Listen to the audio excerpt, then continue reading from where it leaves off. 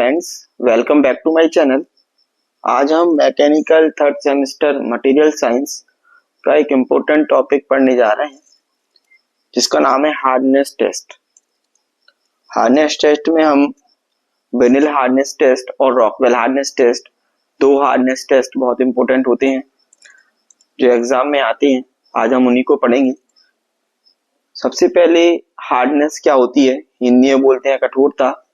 Hardness कहलाती है एक मटेरियल की वह प्रॉपर्टी जो कि उसमें स्क्रैच या इंडेंटेशन को क्या करती है, अपोज करती है। मतलब उसमें जो हमारा स्क्रैच रगड़ जो होती है या फिर हम उसको कहें कि छाप जो छोड़ते हैं, उसको रजिस्ट करने की प्रॉपर्टी जो होती है मटेरियल की, वो हमारी क्या कहलाती है, हार्डनेस कहलाती है। यदि कोई मटेरियल पे आसानी से खरोंच बन रही है या आसानी से उसमें इंडेंट बन रहा है तो वो क्या कहेंगे, वो हमारा क्या होगा, सॉफ्ट मटेरियल होगा। यदि हम उसमें फोर्स लगाएंगे और इंडेंटेशन और स्क्रैच यदि उसमें क्या है, कम बन रहा है, तो वो हमारा क्या कहलाता है, सॉफ्ट मटेरियल कहलाता है। जैसे एक पनीर का टुकड़ा है, यदि हम उसको काटेंगे चाकू से तो तुरंत कट जाता है, मतलब वो क्या एक सॉफ्ट मटेरियल है। ऐसे यदि आयरन को काटने की कोशिश करें, स्क्रैच बनाने की कोशिश करें तो आसानी से नहीं बनता है, मतलब इसके कंपेरिजन में वो क्या है, एक हार्ड मटेरियल। ये तो हो गया सिंपल सा कॉन्सेप्ट। इसके बाद क्या है, जैसे कॉपर हो गया या ब्रास हो गया, स्टील हो गया, इनकी आपस में भी जैसे कभी हम स्क्रैच करने की कोशिश करें तो क्या रहता है कि जो हमारा आयरन होता है वो हार्ड मटेरियल होता है, जबकि उसके कंपैरिजन में जो हमारा ब्रास और कॉपर है वो हमारे क्या होते हैं, सॉफ्ट मटेरियल होते हैं। देखिए, सबसे पहले हम पढ़ते हैं कि विनिल हार्डनेस टेस्ट क्या होता है। तो विनिल हार्डनेस टेस्ट एक ऐसा टेस्ट होता है जो कि किसी मटेरियल की हमें क्या हार्डनेस, और मटेरियल कौन से, मेटल, स्पेसिफिकली किसकी, मेटल की हार्डनेस को मेजर करने के लिए यूज किया जाता है। वो क्या होता है, हमारा विनिल हार्डनेस टेस्ट। विनिल हार्डनेस टेस्ट को करने के लिए विनिल हार्डनेस टेस्ट मशीन होती है। इसमें देखिए क्या होता है, एक होता है ये फ्रेम, ठीक है। फ्रेम के ऊपर इधर रखे रहते हैं हमारे क्या, स्क्रू, जो कि क्या करेंगे, लोड को ऊपर की तरफ ले जाते हैं। हमारे जो टेबल है, इसको जो स्पेसिमेन है उसको ऊपर की तरफ ले जाते हैं। उसके बाद देखिए पूरा फ्रेम के बाद यहाँ पे ये है डायमंड का हमारा क्या है, ये बॉल है, इंडेंटर जिसको बोलते हैं। डायमंड का 120 डिग्री शेप का रहता है इंडेंटर। इसमें हम डायमंड शेप है और हम इसमें यूज क्या करते हैं, स्टील का 10 mm डायमीटर का हम इसमें यूज करते हैं, इंडेंटर का यूज करते हैं। देखिए इसमें उसके बाद लोड अप्लाई करना पड़ता है, तो लोड की वैल्यू क्या रहती है, 500 to 3000 kgs तक अप्लाई कर सकते हैं इससे, और इसको 10 to 30 सेकेंड के लिए अप्लाई करना पड़ता है। सबसे पहले क्या करते हैं, सबसे पहले जो हमारी टेबल है उसको सबसे पहले क्लीन किया जाता है। फिर उसके ऊपर हम क्या करते हैं, जो हमारा सैंपल है हम उसको रखते हैं। सैंपल को रखने के बाद जो ये चीज है इसको हम क्या करते हैं, रोटेट करते हैं। जब ये रोटेट होता है तो ये हमारा स्क्रू ऊपर की तरफ उठता है और स्पेसिमेन भी हमारा कहाँ जाता है, सैंपल ऊपर की तरफ जाता है। इसको जब तक रोटेट करते रहते हैं ऐसा, जब तक कि जो हमारा ये हार्ड एंड स्टील बॉल है और स्पेसिमेन है उसकी सरफेस क्या है, एक दूसरे से टच ना हो जाए। जब ये एक दूसरे से टच हो जाती है उसके बाद हम क्या करते हैं, उसके बाद हम लीवर के थ्रू हम क्या करते हैं, लीवर के थ्रू यहाँ से, यहाँ पे लीवर रहता है, लीवर के थ्रू हम क्या करते हैं, यहाँ पे लोडिंग करते हैं। लोडिंग से क्या होगा, यहाँ पे फोर्स अप्लाई होता है नीचे की तरफ, और हम इसको कितनी देर तक अप्लाई करते हैं, 30 सेकेंड तक। 10 to 30 सेकेंड होता है डिपेंडिंग अपॉन कि हम किस मटेरियल की टेस्टिंग कर रहे हैं। तो 10 to 30 सेकेंड के लिए इसको हम क्या करते हैं, लीवर को लोडिंग के केस में अप्लाई करके रखते हैं। ये क्या करता है, यहाँ पे कॉम्प्रेसिव फोर्स लगाता है और यहाँ पे एक इंडेंट छोड़ देता है, मतलब एक छाप छोड़ देता है। छाप छोड़ने के बाद देखिए जो हमारा वर्क पीस है उसके ऊपर क्या ऐसा एक इंडेंट बन जाएगा। इंडेंट बनने के बाद हम क्या करेंगे, इसका डायमीटर को मेजर करते हैं। उसके लिए हम किसका यूज करते हैं, विनिल माइक्रोस्कोप का। विनिल माइक्रोस्कोप की सहायता से हम क्या करते हैं, इसका जो डायमीटर है उसको हम मेजर कर लेते हैं। और जबकि कैपिटल डी जो हमारी स्टील की बॉल है उसका डायमीटर में पहले से पता है कि 10 mm डायमीटर की रहती है। उसके बाद हमें क्या करना पड़ता है, इसमें कैलकुलेशन करना पड़ता है। कैलकुलेशन के लिए हम BHN का फॉर्म लगाते हैं। वो क्या होता है, 2 into P अपॉन ब्रैकेट के अंदर pi into capital D, bracket के अंदर capital D minus under root के अंदर d² माइनस d² ब्रैकेट बंद। इस फॉर्मूले की सहायता से हम इसमें d बराबर 10 mm रख के और जो इंडेंटेशन का हमारा डायमीटर आया है उसकी वैल्यू रख के हम BHN नंबर निकाल लेते हैं। BHN नंबर की जो यूनिट होती है वो क्या होती है, kgf पर mm स्क्वायर होती है। kgf पर mm स्क्वायर होती है किसकी, BHN नंबर की वैल्यू। जितना BHN नंबर अधिक होता है उतना ही मटेरियल क्या होता है हमारा, उतना ही हार्ड होता है। ठीक है, तो ये हमारा क्या कहलाता है, एक ब्रिनल हार्डनेस टेस्ट होता है जो कि बहुत ही आसान है। इसमें सबसे पहले हम क्या करते हैं कि इस स्पेसिमेन को इसके ऊपर रखते हैं, टेबल के ऊपर, उसके बाद इसको घुमाते हैं, जो है इसको रोटेट करते हैं, स्क्रू ऊपर की तरफ जाता है, इसको तब तक ऊपर ले जाते हैं जब तक ये बॉल और ये टच ना हो जाए। टच होने के बाद हम लीवर की सहायता से लोडिंग करते हैं 10 to 30 second depend upon the loading. में भी हमारा जो लोड है वो भी डिपेंड रहता है कि हम किस मटेरियल का यूज कर रहे हैं। 500 kgf से 3000 kgf तक का हम इसमें लोड अप्लाई कर सकते हैं।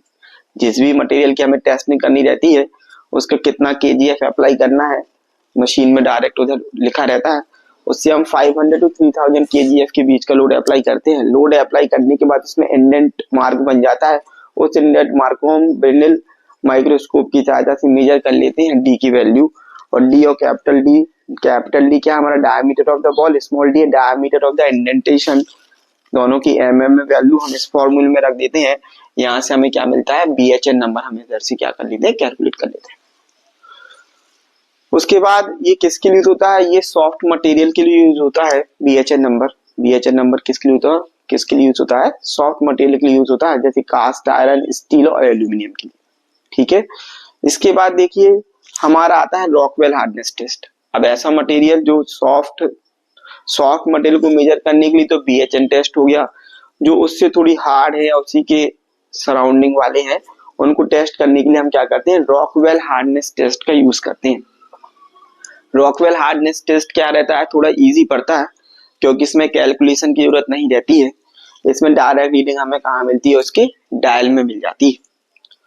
रॉकवेल हार्डनेस टेस्ट को करने के लिए सबसे पहले क्या रहता है, जिससे हम किसके थोड़ी हार्ड मटेरियल को टेस्ट कर सकते हैं, जो इससे थोड़ी हार्ड होंगे उनको कर सकते हैं टेस्ट। इसके लिए हम किस किस को कर सकते हैं टेस्ट, स्टील हो गया हमारा, ब्रास हो गया, कॉपर हो गया, एल्यूमिनियम हो गया, इन सबको टेस्ट कर सकते हैं। कास्ट आयरन हो गया, इसको भी टेस्ट कर सकते हैं।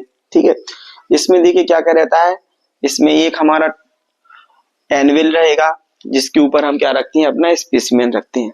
उसके बाद हमारा जैसे इसमें स्क्रू रहता है वैसे इसमें भी एक स्क्रू लगा रहता है, यहाँ पे हम इसको रोटेट करते हैं तो ये ऊपर की तरफ जाता है। इसको भी तभी तक ऊपर ले जाते हैं जब तक ये जो हमारी इंडेंटर है ये इससे क्या हो जाए, टच ना हो जाए। टच होने के बाद फिर हम क्या करते हैं, लोड अप्लाई करते हैं। इसमें लोड की वैल्यू क्या होती है, फिक्स होती है। इसमें लोड की वैल्यू क्या होती है, फिक्स होती है। देखिए जब भी रॉकवेल हार्डनेस टेस्ट का यूज करते हैं पहले हमें क्या लगाना पड़ता है, एक माइनर लोड। माइनर लोड जो कि फिक्स लोड होता है 10 kgf का लगाया जाता है। सारे रॉकवेल हार्डनेस टेस्ट में, चाहे रॉकवेल की कौन सी भी मशीन हो, सारी मशीन में हम क्या करते हैं, पहले एक लोड में सबसे पहले हम कौन सा लगाते हैं, एक माइनर लोड लगाते हैं जिसकी वैल्यू क्या होती है, फिक्स है, कितनी, 10 kgf। उसके बाद हमें मेजर लोड लगाना रहता है तो मेजर लोड में भी फिक्स है।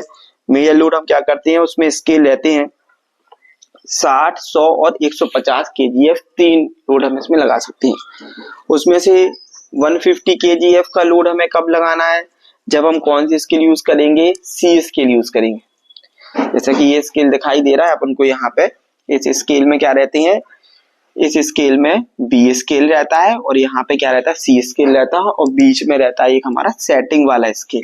ठीक है, इसके बाद देखिए ये हमारा क्या रहता है, HRC, मतलब ये सी स्केल हो गया, बी स्केल हो गया, एफ स्केल हो गया। एफ स्केल का यूज कम किया जाता है, अधिकतर सी स्केल और बी स्केल का यूज किया जाता है। तो जब भी हम सी स्केल का यूज करेंगे उससे हम किसको मेजर करते हैं, किसकी हार्डनेस मेजर करते हैं, जैसे स्टील हो गया, कास्ट आयरन हो गया, जो हार्ड मटेरियल हो गए उनकी हम इसमें से क्या करते हैं, अपनी हार्डनेस टेस्ट करते हैं। उसके बाद जब हम बी स्केल का यूज करते हैं तो बी स्केल का यूज करते हैं तब हम ब्रास, कॉपर, इनकी हार्डनेस को मेजर करती है। इस केस में हमारा लोड हमें कितना अप्लाई करना पड़ता है, 100 kgf का। उसके बाद हमारे जो एल्यूमिनियम हो गया, यदि हमें इसकी हार्डनेस मेजरमेंट करनी है तो हम फिर एफ स्केल का यूज करते हैं और इसमें हम 60 kgf का लोड अप्लाई करते हैं। साथ में जो इसमें इंडेंटेशन बॉल है वो भी फिक्स होती है। जो हमारा सी स्केल है इसमें कोन टाइप की डायमंड शेप की रहती है इंडेंटर, उसको यूज करते हैं हम।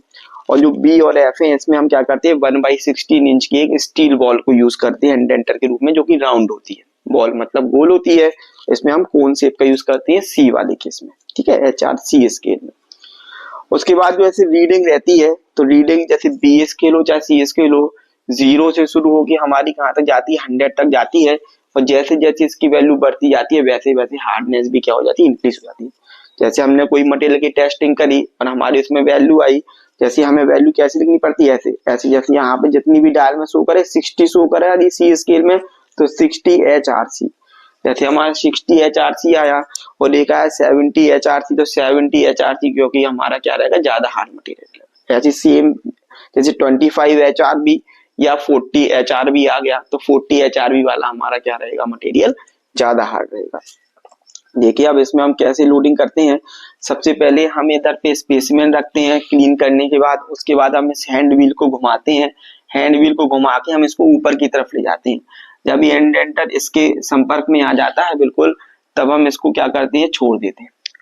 उसके बाद जो हमारा डायल होता है, डायल को हमें कहाँ तक लाना पड़ता है, डायल को हमें सेट करना पड़ता है 3 रीडिंग तक। कहाँ तक हमें सेट करना पड़ता है, इधर पे एक छोटी सी रीडिंग होती है 3, हमें 3 रीडिंग तक 3 रीडिंग तक हमें छोटी वाली नीडल को लेके जाना पड़ता है।